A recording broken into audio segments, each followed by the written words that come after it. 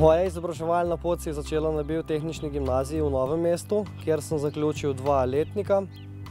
Potem pa zaradi pomanjkanja motivacije in energije sem se izpisal iz te šole. Kasneje sem bil vključen oziroma sem se vključil v program PUM, projektno učenje za mlade. In bili smo prva generacija v Novem mestu.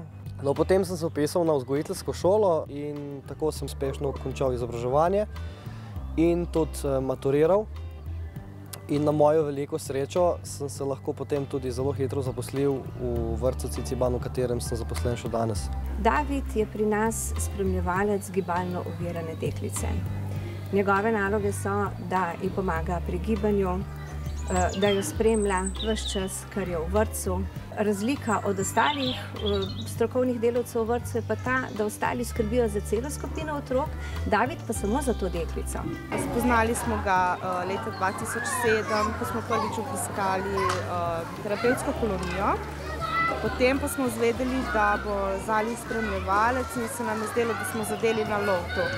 Midva z Zalo sva v bistvu v vrtcu stkala ene take zelo dobre prijateljske vezi. Pred njo mislim, da je zelo svetla prihodnost in meni je prav užitek delati z njo. David v naših kolonijah spremlja otroke s cerebralno paralizo, dnevno skrbi za njih, varstvo, potem pomoč pri raznovrstnih dejavnostih. Naši petki se ponavadi imenujejo veseli petki, kjer pač prepevamo, pojemo, plešemo ob zvokih moje harmonike.